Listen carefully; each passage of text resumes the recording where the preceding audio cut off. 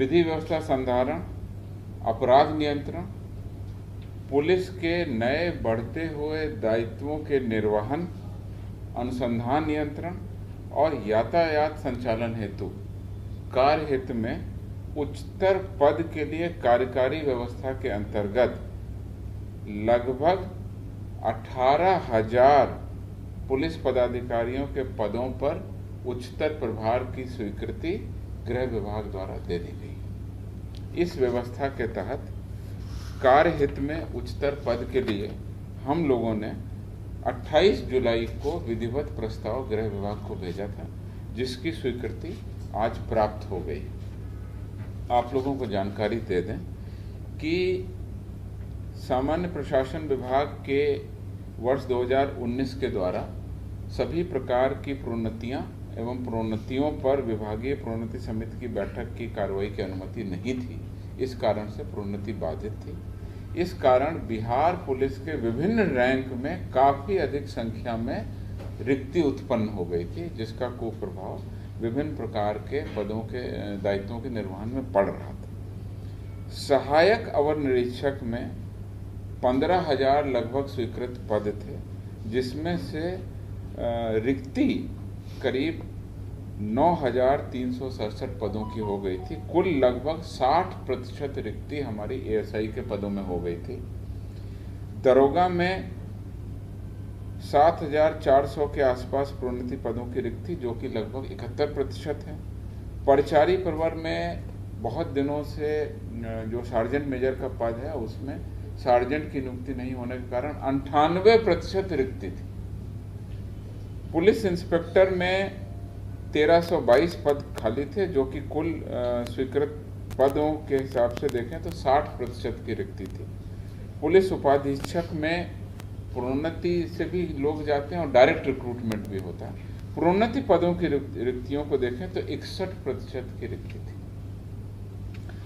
यानी कि संक्षेप में आपको बताएं तो पूरे जो हमारे पद हैं प्रोन्नति के पद, उसमें लगभग 18,000 पद खाली पड़े हुए थे, जो कि 64% रिक्तियां थी।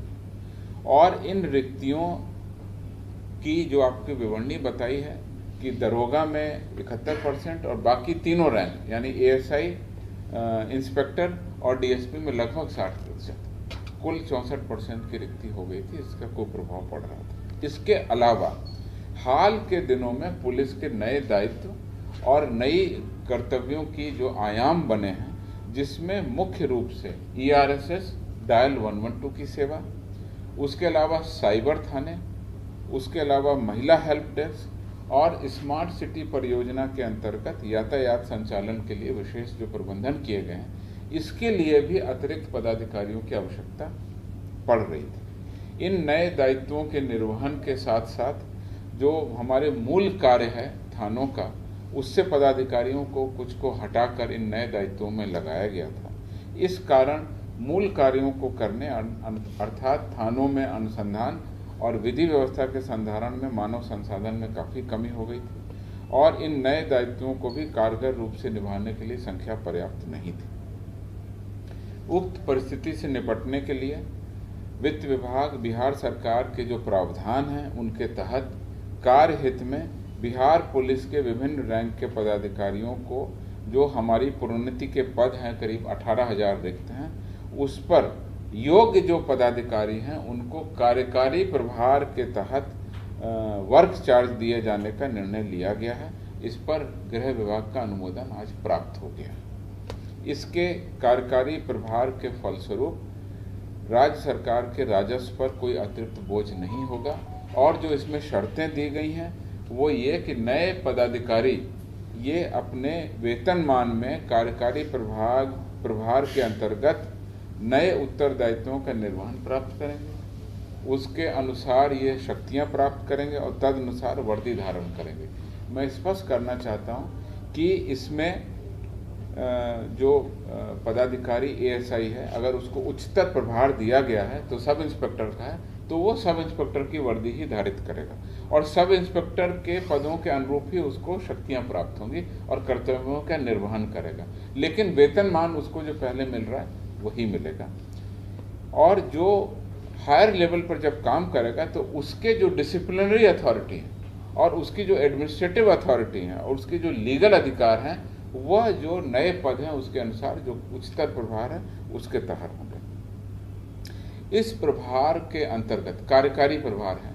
इस प्रभार के अंतर्गत कार्य किए जाने से प्रोन्नति अथवा वरीयता का कोई भी दावा न तो वर्तमान में देय होगा और न ही भविष्य में मान्य होगा, और किसी भी प्रकार के उच्चतर पद के वेतन का दावा भी स्वीकार्य नहीं होगा। इसके तहत पूर्णतः कार्य हित में, और जैसा हमने आपको बताया कि विधि व्यवस्था संधारण, अपराध नियंत्रण और पुलिस के जो नए दायित्व हैं जिनकी ज़रूरतें इधर बढ़ गई हैं, जिसमें ERSS, महिला हेल्प डेस्क, साइबर थाना, यातायात थाना इत्यादि जो नए कार्य बढ़ गए हैं, अनुसंधान में भी बहुत पदाधिकारियों की कमी है, उसके तहत हम लोगों को 18,000 पदों की स्वीकृति मिल गई है।